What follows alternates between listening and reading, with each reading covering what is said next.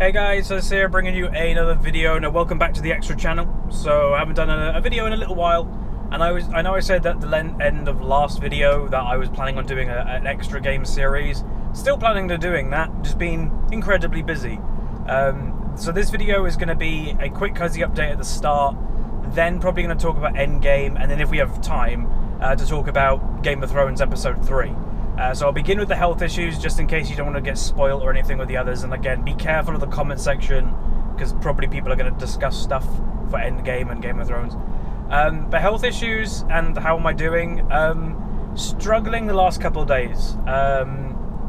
You know, I'm somebody that kind of keeps a lot to myself. I've been a bit more open recently. If you're a long-term viewer, you've probably noticed I've become a little bit more open. But even with my family, I don't really tell them much. But anyway, the other day, I was having one of those days that my energy levels were so low, I was thirsty and I was drinking a lot. I just couldn't understand what was going on. My sister got home because obviously she's had issues, and I was like, do you know what this is? And she was like, have some sugar. Because obviously I've more or less cut out sugar from my diet, obviously, which I'm still trying to do. And I had sugar. Within half an hour, I felt a lot better, and I was like, that's weird. Not fully better, but a lot better. I had energy. So I'm happy to say that I do have a hospital appointment to finally get the camera going down my throat. That's in the next couple weeks. Then I also have a test if I'm, I think, diabetic. We rang the doctors, explained the situation. They were like, you can come talk to our diabetic person. I was like, if that's who you think I should talk to, sure. Because it was like, low energy, thirsty, all this stuff, had sugar, felt better. And they were like, yeah, come talk to our diabetic. And I was like, okay. Hopefully I'm not. Like, I doubt I am, because I think I would have had worse reactions if I was, unless I'm borderline. My sister's got tested it from the past, and they did say that she was close. And, my sister's incredibly in shape, used to be an international golfer and stuff. But I guess this type of thing can just kind of hit anybody. You just have a weakness, I guess. And especially with me cutting a lot of sugar. Like, a year or two ago, me probably had like a couple of sodas a day, sugary stuff. Me now, I might have one sugary thing a week. So maybe my body is just like energy low. Because this like fatigue and stuff has actually been a relatively recent problem. The past few months. Since I've cut the sugar out, so maybe that's something, but that's not until a couple weeks. But yeah, I'm very busy. Again, it's surprising how busy you can be as a YouTuber streamer. But I've got some really cool background projects happening with Riot. I'm literally wearing Riot gear right now. I just kind of thought. But yeah, I'm working on them with some stuff. It shouldn't be that long until you can find stuff out about it. One or so is probably about a week away. I don't mind saying this because not many people watch these videos compared to the main channel. But one's about a week or so away, and one's a few weeks away. So it's not that long, and you guys can get involved with those when eventually they happen. But it's pretty cool. Let's just say you may see my face somewhere important. Other than that, YouTube channel's on the way back. We had a crazy Yumi video that nearly is at 100,000 videos and 100,000 views now, and I'm like, don't know what happened there. I'm actually on my way to go get some food. I'm going a bit longer than I normally would so I can have this conversation. But when I get back, I'm just going to do... Technically, today was supposed to be a day off, and tomorrow's a day off, just to kind of give me a little bit of chill time. But I am going to stream later, and I'm just going to do like 2 Yumi games and try to get a video for the channel. Because 100,000 views on the first Yumi video is kind of crazy. And then that's about it. Me and my friends might be going to Comic-Con at the end of May, so if you're going, I think it's London, I might be there. I don't know if we'll be staying, maybe we'll just go for one day. But I know somebody that works, or did work for Comic-Con or MCM, so I'm seeing if I can get like some cool passes for me and my friends. Last time I went to a Comic-Con was honestly like 4 years ago, so it'd be cool to go again. And I always like going into London. Don't go in there that much, to be honest. Considering I'm Cambridge area, it's not that far away. So yeah, there's no excuse really. Last time I went to London was for some meetings. But yeah, it'd be cool to go. Right, that's the Huzzy update. Nothing really more going on. Again, just health issues are plaguing me at the moment. The other day I also had a deadline with feeling ill. I had about 5 hours sleep. So that yesterday when I felt weird, that might have been part of it. Like, I had hardly any sleep as well. Feel a lot better today. Still, if I had to give myself out of 100%, I'm probably about at 85%. Yesterday I would say I was at 50%. I was struggling quite badly.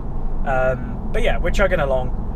Now let's get into other topics so we can talk about EndGame. So spoiler warning, I'm going to just very quickly give, like, should you see it, should you not, in case you haven't, and give my quick thoughts, and then I'll talk about spoilers. We'll do the same with Game of Thrones as well. After, I think I'll have time to cover both.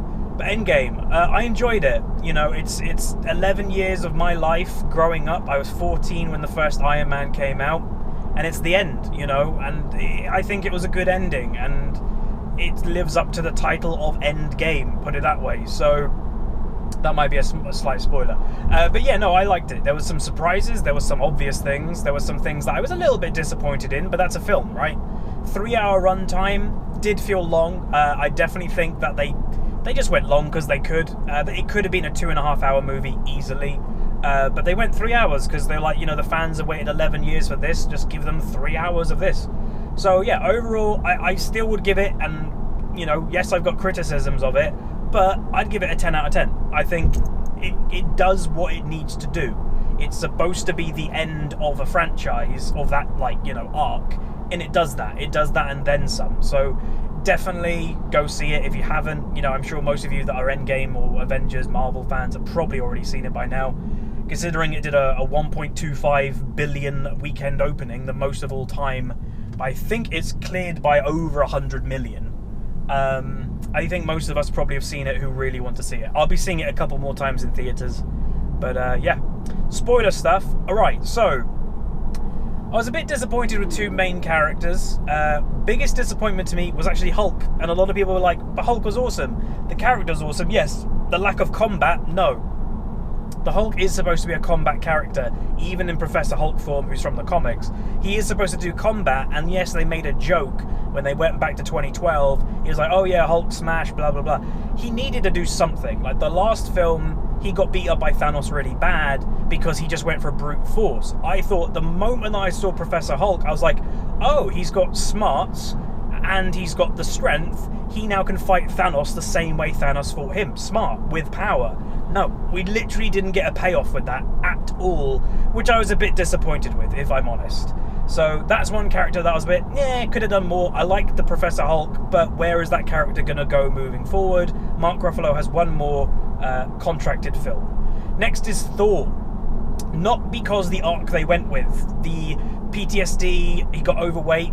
I can, not obviously the PTSD, but I got overweight because of injury and being a bit sad in places, so I can relate to that. But they always nerf him. The end of last film, Thor went through the power of the 6 Infinity Stones and got Thanos in the chest. Then later in the film, in EndGame, Thor can't even do anything to Thanos when he has both hammers, or axe and hammer. And I was like, what the hell? Like, surely you should be able to do stuff. Captain America had a better fight with Thanos than Thor did. So I do understand partially there is nerfing going on in the MCU because these characters would be too strong, but it still kind of makes me feel like, you know, you're not that weak. So I'll be interested to see what they do with Thor moving forward. He's obviously with the Guardians, so yeah. Favourite moments of the film. So we'll quickly do that. Captain America fighting himself and being annoyed with his past self of how, like, goody two-shoes he was. I thought that was great. You know, all the past scenes in general I thought were pretty damn cool and awesome. Captain America wielding Mjolnir for the first time. Everyone knew it was coming if you're a comic book person. But when it actually happened, I was pretty damn happy.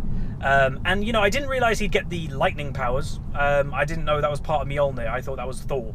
That's what, you know, Ragnarok taught us. He's the god, not the hammer. You're not the hammer. That's not the lightning. But apparently it is. Other than that, Iron Man. Iron Man is my favourite MCU character. Again, probably there's a bias there because he was the first film. You get the biggest attachment. I think he's technically been in the most films, or at least like lead role films. But the I am Iron Man, you know, his snap, the I am Iron Man snap, you can't top that. Like, that is one of the best MCU moments ever. So I thought that was fantastic, and I thought that was the best way that Tony Stark could go out, because it was the end of his film and it's the end of EndGame. And man, you know, a lot of people say, did you cry or anything? No, I didn't. It's hard for me to cry sometimes, but I teared up. So that's saying a lot. For me, tearing up probably about 3 times in the film, you know they've got you by the heart there. So yeah, holy moly, great film. Next one, let's talk about Game of Thrones. So again, spoilers if you've not caught up for episode 3, the Battle of Winterfell. Honestly, I'm slightly disappointed with the episode, along with a lot of people. One, the lighting was terrible, and yes, the cinematographer Lighter has kind of defended it. You're making a TV show. You know, you're not making a battle, you're making a TV show, and you can't see when half of the stuff's happening. It's a bad lighting thing. So that was kind of meh. I wanted a bigger payoff with the Night King. We learned nothing about him. He was supposed to be this massive threat. When he lost his first battle, this was literally his first battle, big battle, Night King lost. So he wasn't that big of a threat, you know, in a weird way. Arya killing him, I was fine with, but I think they could have had a bigger payoff. I think if they had Jon get to the Night King with Theon, fighting him under the tree, and Arya jumps from the tree and kills him, I think that would have been a bigger payoff. It would have made more sense of her coming from nowhere.